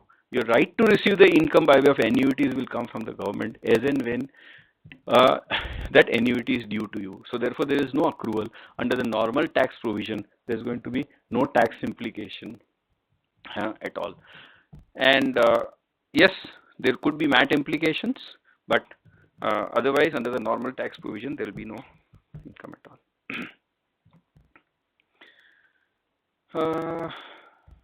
Right. Then finance lease, yes, I have already dealt with it, that finance lease is not governed by ICDS 4. Then question 13 of FFQ. As a principal, interest accrues on time basis and royalty accrues on the base of contractual terms. Subsequent non-recovery in either cases can be claimed as deduction in view of amendment to 3617. Further, the provision of the Act shall prevail. So question arose as to whether I have a non-performing asset and therefore the recovery of interest, forget interest, the recovery of principal is also doubtful. Okay. So if the principal recovery is it's also doubtful, whether that interest accrual, although it has accrued to me, I have earned that interest and there is a debt on the other side to pay me. But is that accrual enough, or that accrual is merely a hypothetical income because the recovery of the principal itself is doubtful, where the question of accounting for interest. So you had this principle of hypothetical income, real income. Supreme Court in State Bank of Travancore earlier in Godhra electricity supply took that view that what is accrued is only a real income. What you cannot say an hypothetical income is accrued, and therefore there is no accrual if there is a grave uncertainty of ultimate collection of your interest. Now, ICDS tells us that interest will accrue on time basis, discount or premium will accrue on time basis. Does it therefore mean that the concept of real income is given a go by, that on time basis you have to accrue? Now, for sales, as I said, revenue recognition standard deals with sale of goods used by others of my interest, royalty, dividend, and services. For sales and services, ICDS recognizes the concept of reasonable certainty of ultimate collection. But when it comes to interest, royalty, dividends, it does not recognize that concept at all. And we are told, the committee report tells us, and this FAQ tells us, that if and when you don't recover, we'll allow you bad debts under 3617. So where's the question? Fine. So first of all, you're giving a complete go-by to the concept of real income. Can a notification do that? That's one point of litigation. Secondly, look, if I'm a bank, I have a specific provision in the Act, namely 43D, which deals with these NPA provisions, and bank does not have to recover. But if I'm an NBFC, that provision does not apply to me, and if it does not apply to me, I will be governed by this. Secondly, your logic is that if it becomes bad, we will allow you 3617. But the question is that 3617 is available only if the interest is my business income. But consider you and me as individual who is not going to get interest in future, and we are returning it as income from other sources. These ICDS will apply to computation under both the heads, other sources as well as business. And in other sources, there is nothing like bad debts. You don't get 3617 bad debts under other sources. In that case, when will you give me? You will never give me. You say that you recognize this revenue. You are not going to give me bad debts ever under the head other sources. So this is one more area where ICDS, if it remains in its present form, will have minefield of litigation for you and me to fight for the clients. Then, yes, you have this FAQ which says that the provision of ICDS shall apply for computation of income which are liable to be taxed on a gross basis. And therefore, interest, royalties, fees for technical services paid for non-resident 115A ICDS will apply for arriving at the amount chargeable to tax. Now, 115A says that interest, royalty, FTS in the hand of a non-resident will be taxed on gross basis. No deduction will be allowed. This FAQ says ICDS applies to that. Now, first of all, so far as the interest and dividends are concerned, forget dividend, they are exempt, but so far as the interest is concerned, 115A itself says you don't have to file the return. That if your income is only interest income, you don't have to file the return. If I don't have to file the return, where's the question of maintenance of books of account? If no books of account, where's the question of mercantile system? If mercantile system is not there, where's the question of ICDS? Not applicable. So question which has been answered is completely wrong to the extent of interest under 115A. Secondly, if you go to royalties and FTS, most of the countries have treaties, and if you find a treaty language is typical, which says that interest and royalty which is paid will be charged to tax. Not interest, sorry. Royalty and fixed fees for technical services paid by a resident to a non-resident, paid by a resident of a contracting state to a resident of the other contracting state. That's the language of a tax treaty. So under the treaty, this is taxed on paid basis, and you have Siemens decision of Bombay High Court to support this proposition that it is taxed on payment basis, accrual basis. If it is taxed on payment basis treaty, what is this question going to? Where is the question of ICDS applying to that at all? So this question, to my mind, is largely misleading. Whether ICDS applies to real estate developers? No, answer is no. There is no ICDS to real estate developers. It is only for contractors, is ICDS 3. And for real estate developers, probably there will be a new ICDS will be coming in. Okay, that takes us to ICDS 5 on fixed assets. And differences between AS and ICDS very significant. Let me deal with a significant aspect here. Again, covering problems arising out of IND-AS. You have 43.1, which defines actual cost. Is based on actual cost of an asset. So 43.1 defines actual cost. Defines actual cost to mean actual cost of an asset as reduced by so and so, so and so, so and so. And there are several explanations at the foot of it.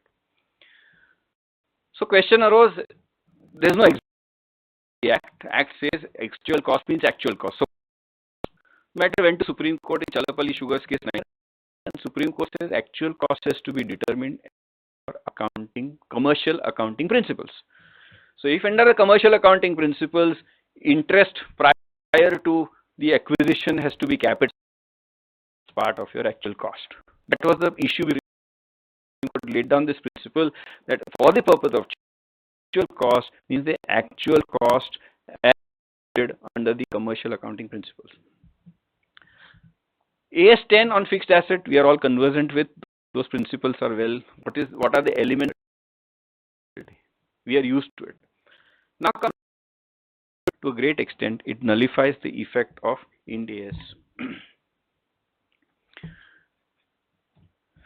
Then we come to effects of changes in foreign exchange, ICDS 6.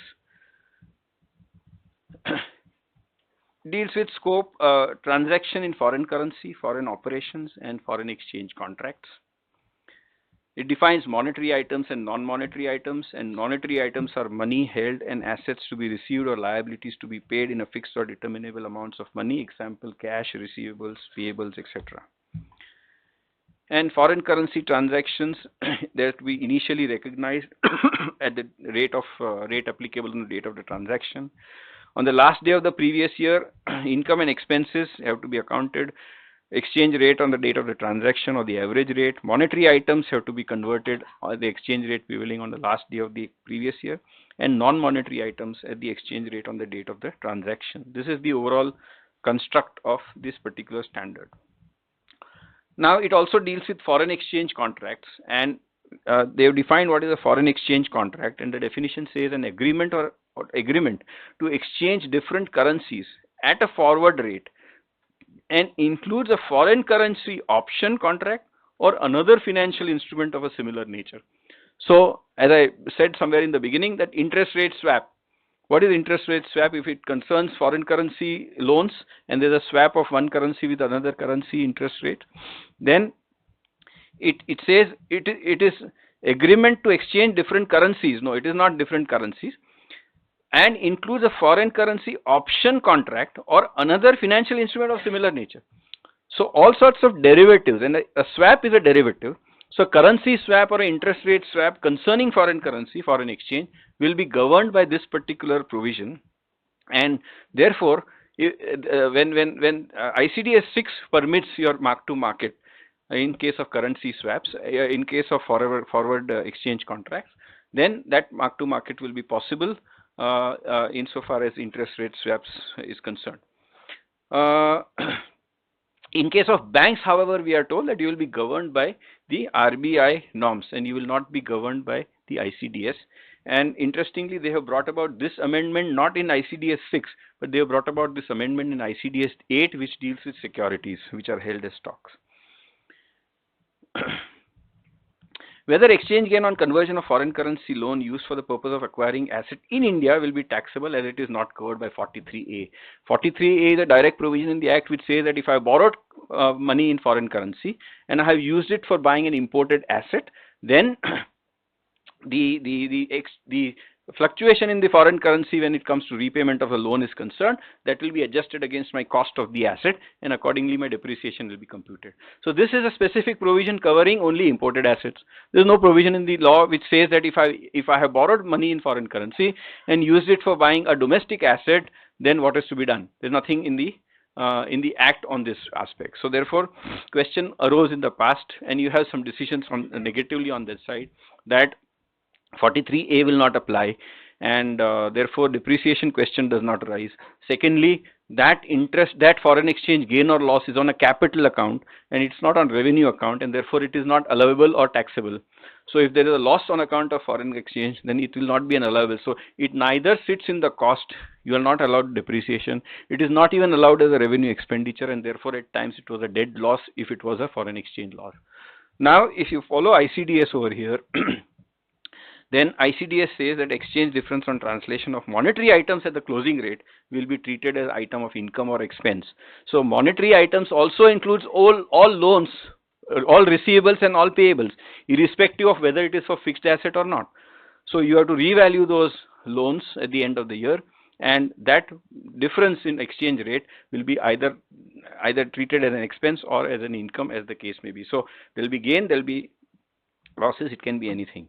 So this is another impact which we will have, a deviation from the past, And to an extent, a deviation from the decision of the Supreme Court in Sutlej Cotton, where Sutlej Cotton says that if there is a foreign exchange which is held for capital purposes, then the fluctuation in that is on capital account.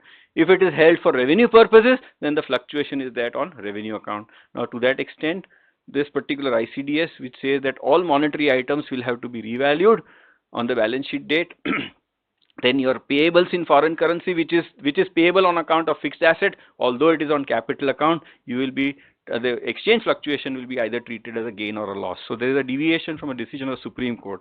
And once again, so it may act to a benefit of some SSEs, it may act to a detriment of some SSEs. That's not the issue. Issue really here is that by notification, you bring in a standard under 145(2) and overrule a decision of Supreme Court. Is it right? Now, if you have done for 5, 7, 8 items in these ICDS, tomorrow you will do for another 10 items. Every year you will add new items over there, and thereby nullify the decision of the Supreme Court. Is that correct or not correct? Is something for a writ court to see.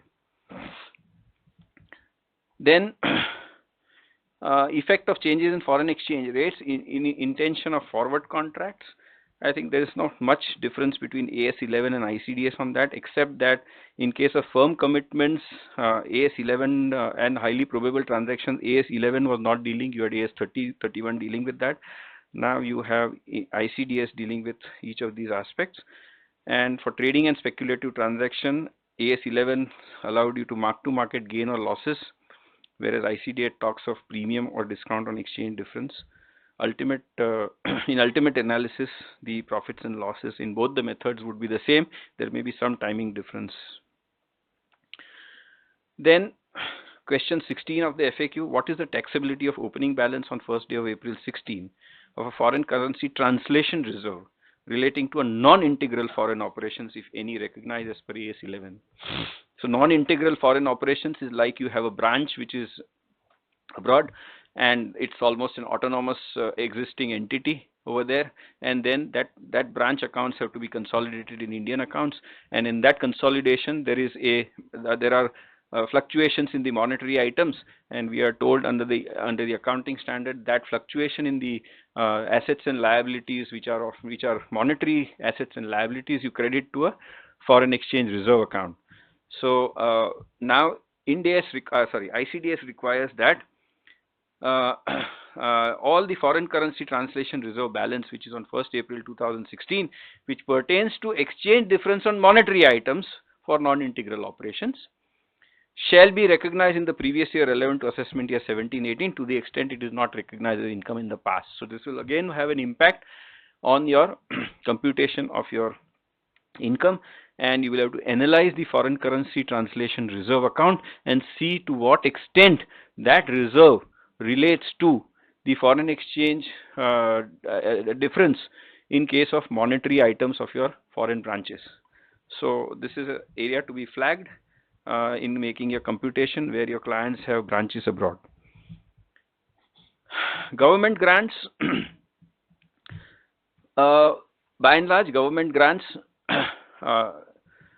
one particular aspect needs to be pointed out. Otherwise, they have amended the law 2 years back, amended the definition of income, and said that all your subsidies, government grants will be income, except for cases where your explanation 10 to section 43(1) says that this is for meeting the capital expenditure. To that extent, you reduce from the cost of the asset. That is fine. But for that item, all other subsidies and grants will be treated as your income. So now you have the standard which is in line with that section. In fact, they brought about section to be in line with the ICDS. That is what they had said. Now, only one aspect here. It says that the standard ICDS paragraph 4.2 says that the recognition of government grant shall not be postponed beyond the date of actual receipt. So it may so happen that I have received the grant. However, there are conditions attached, and if I don't fulfill the condition, I have to refund that grant to the government. So in law, there is no accrual. and therefore there were decisions on that there is no accrual, and if there is no accrual, even though I have received the money, it does not become my income. Now here we are told that the day you have received, you have to account for it as income. That is what ICDS says. And the committee report says this is to reduce litigation and provide certainty in the matter. I don't know whether it will reduce or it will increase. Okay, definition of income changed. Now this change of definition in this ICDS will not affect two aspects, two areas. One is carbon credits, carbon credits have been considered as on capital account, and carbon credits are not really in the nature of grant or subsidy, so it will not affect that. And you have cases of prepayment of sales tax, deferred sales tax liabilities, where you have to pay something in the future, you pay today and you get a discount. So question had arisen whether that deferred sales tax liability prepayment, whatever advantage you get, is it in the nature of income? And the courts have held that no, it is not in the nature of income. There is no remission or cessation because you are paying only the discounted amount. So therefore, to these aspects, this amendment or ICDS does not affect, but otherwise all subsidies and grants are now by and large in the nature of income, except where you reduce from the cost. Subsidy received prior to 1/4/2006 but recognized in books pending satisfaction of related conditions and achieving reasonable certainty of it. How shall the same be recognized? And we have this question number 17 of the FAQ, which says that those grants to continue to be governed by the provision of law applicable prior to 1/4/16. So the old grants under the old law, new grants under the new law. ICDS 8, which applies to securities, and this applies to securities unlike your AS 13, which applies to securities whether held as investments or not. ICDS 8 applies only to securities held as stock in trade. It does not apply to securities held as capital assets. Now, there in ICDS you have a provision that cost or not net realizable value has to be done on the category wise and not individual assets. So in this example, if I have a security of a particular category, company PQRS, the cost of each of these securities is 150, but the NRV on that balance sheet date is 20, 45, 15 and 300. The lower of the two is plotted in the last column. So 20, 45, 15 and 150 is the lower of the two. Now, if you apply your accounting standards, then you have to not go category wise but a script wise, and the script wise lower of the two is 230. So far as your accounting is concerned, you will value the inventory at 230. Now ICDS says not script wise but category wise. So all shares of a company one category, all debentures one category, all bonds one category, whatever. So following ICDS, you have to see the totality, the basket of all the shares, and the basket of all the shares will gives you 380 or 600 comparison between these two, and that will lead you to 380. So the question is, in your accounts you will say value the inventory at 230. For ICDS purposes, you will have to value inventory at 380, and therefore you will have to offer that amount, the differential, to tax as an impact of ICDS 8 in your return of income and in your tax audit report. This is what you will have to do. Now, of course, 145A is always available with you. Securities are goods, there is no doubt about it, and therefore 145A to my mind should apply. And of course, if you do that, then obviously you will have to say that in a note to your return of income that I am not giving this impact in my return, but I am not concealing. There is no misrepresentation or what underreporting of income or misreporting of income, but I am following the plain language of section 145A, which says notwithstanding anything contained, and therefore you have an adequate note to support you, and take a view and take a fight with the department. All right.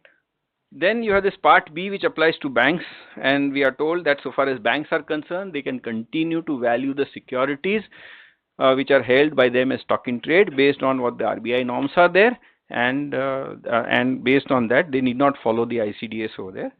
And in that process they have also said They have also said security, this is what they said, classification, recognition and measurement.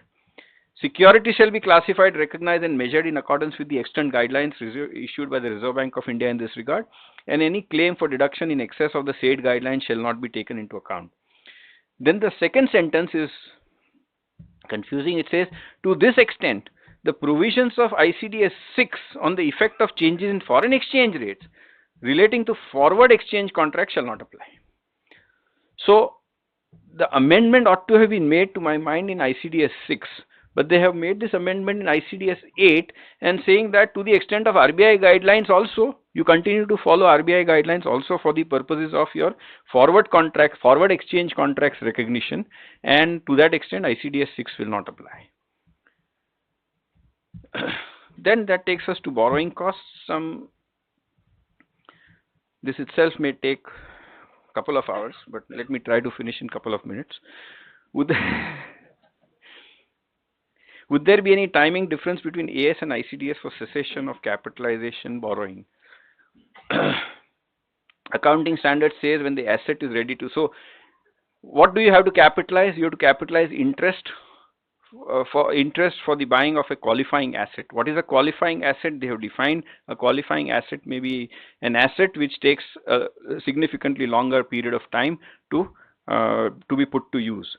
So then there are provisions as to direct interest has to be directly capitalized, indirect interest has to be capitalized in the ratio of A into B upon C, your rule 8D type of a formula on a pro rata basis. And then we are told that on what date the capitalization starts and on what date the capitalization ends. This is the sum and substance of the capitalization. So accounting standard says that when the asset is ready to use, there is a cessation of capitalization. The committee report says wordings have been changed to align with the provisions of the Act, and ICDS says not ready to use, but it says put to use. Now, to my mind, it does not make a difference. The words put to use in the context of depreciation and in the context of investment allowance, etc., courts have said put to use means ready to use.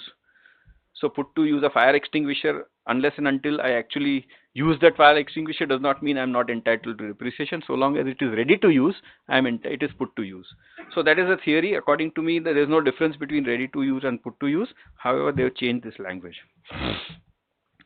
Whether general borrowing cost should be attributed to cost of inventory of real estate. Now, borrowing cost on inventory taking at least 12 months needs to be added to the cost. That is what the accounting standard says.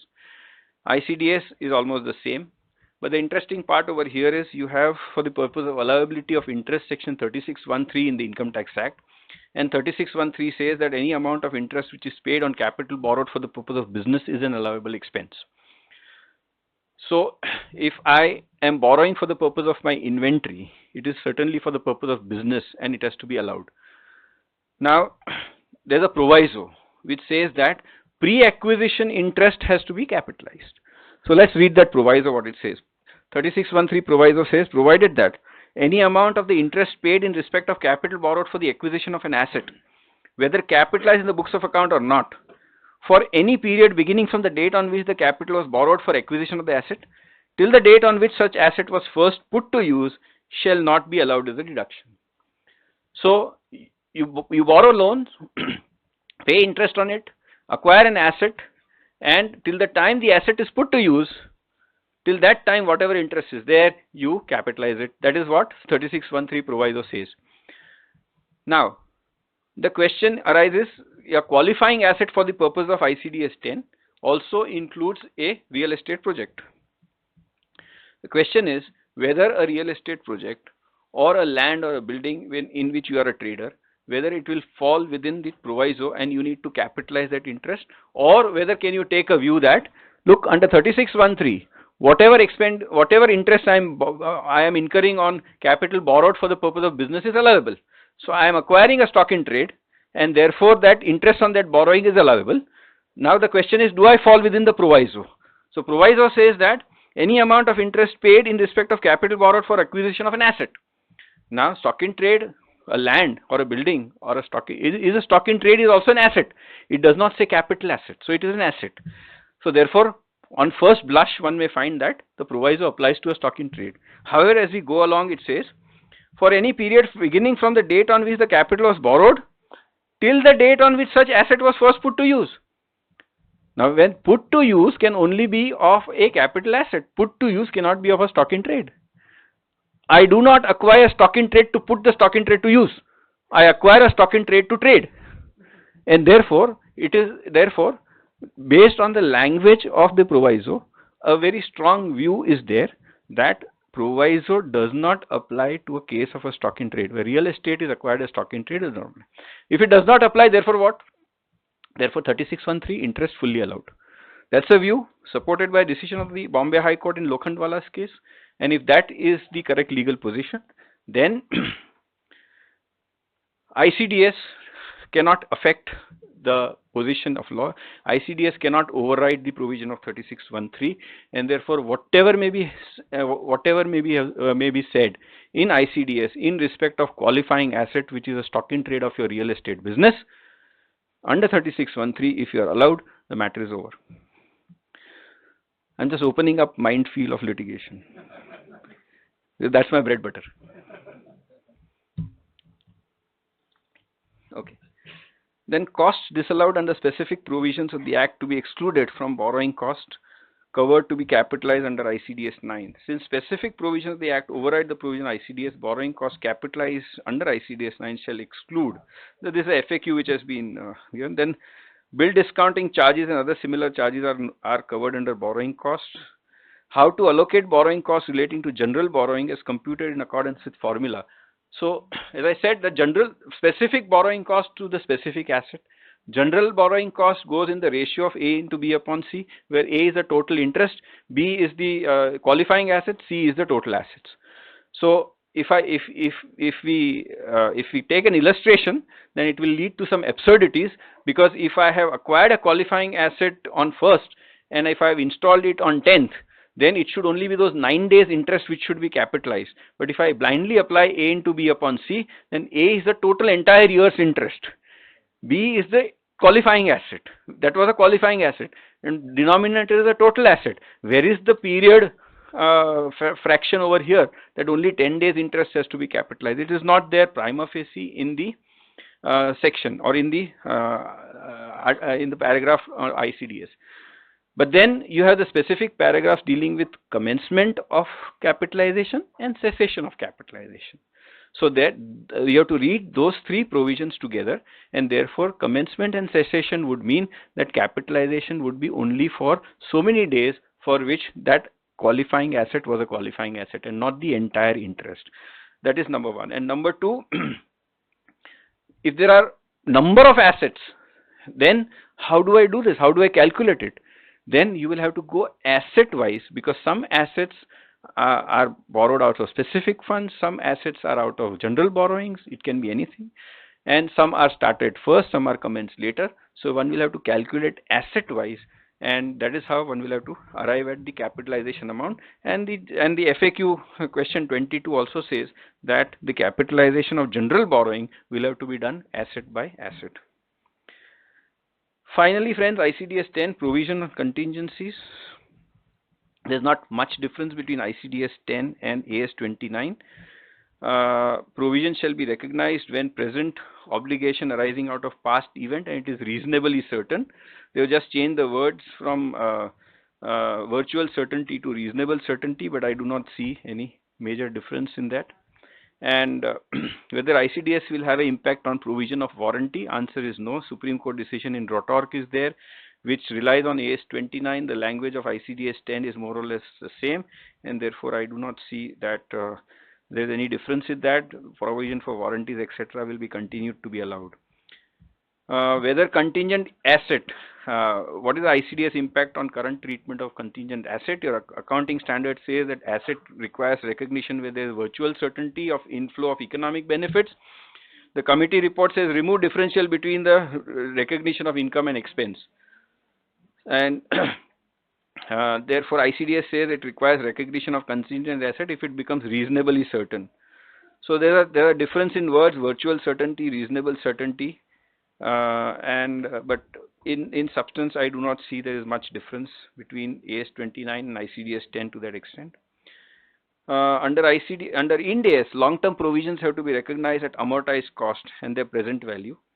And ICDS para 12, the amount of provision cannot be discounted at the present value. So Ind AS requires, once again, this is an Ind AS game where long-term provisions. So if I have an asset which I have to restore and give it after 5 years, and if I know that that asset after 5 years I'll have to incur a particular amount of expense. So I'm using a terrace for for putting my towers over there, and after 5 years that lease is over, and I have to restore that terrace as it is, where it is condition, and therefore I will have to do some expense at the end of the 5th year when I leave that and I remove my equipments from there. So there's a restoration cost. So that restoration cost, which is going to come after 5 years, the AS 29 requires me to make a provision for that over a period of 5 years. But AS 29 clearly says that even if you are going to incur after 5 years, you are not going to discount it. Whereas your Ind AS requires me to discount it. So I have to discount, I have to provide for 20 rupees. If 100 rupees are to be incurred after the end of the 5th year, I provide for 20 rupees every year. Under AS 29, I would have provided 20 rupees every year. Ind AS says no, it is going to be paid after the 5th year. So first year 20 rupees, you discount for 5 years. Second year 20 rupees, you discount for 4 years. Third year 20 rupees, you discount for 3 years, and so on, and you make a provision. So ICDS, because of Ind AS, this distortion will happen.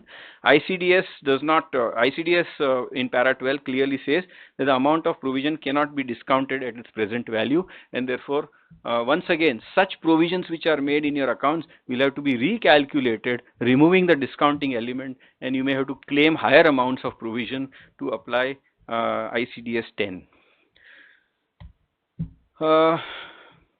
The clarification issued, it is clarified that provisioning for employee benefit which are otherwise covered under AS 15 shall continue to be governed.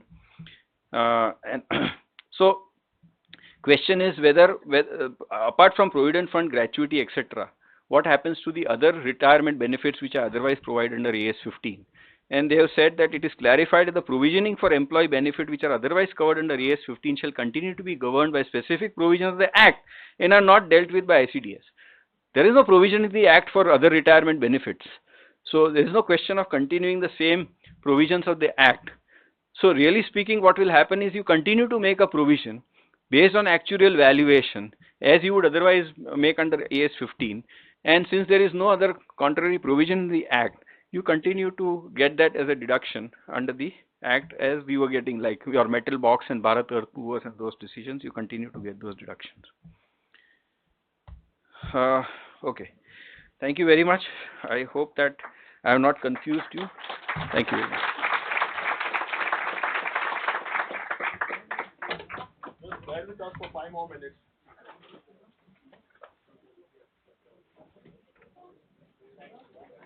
Just 5 more minutes. We owe our gratitude to the speaker. I think we had an extremely marathon exposition of ICDS. And we even need to thank all the audience, 150 sitting here in the room, 75 sitting outside viewing live, and more than 250 people viewing online throughout India. And I'm quite sure each offices where they will be viewing online, there will be 3 more people. So we have got an excellent response to this lecture meeting. And this is, I would say, this is just a precursor or the curtain raiser to the workshop that we are going to be holding at Naveen Thakkar on the 19th, not the 20th, but 19th of May. So I would request all to please enroll as soon as possible, because most of our programs are getting houseful. Even our GST RRC, we had to close with the 250 participation. So we just had to close because there was a lot of demand. So please to be as quick as possible. As far as we usually hear that some people maintain 2 sets of accounts. Those are the unscrupulous people. But maybe now with ICDS, we'll all have to maintain 2 sets of accounts. So, yeah. Just with a few words, I would like to now request Pooja to make a few announcements and offer a vote of thanks. Thank you.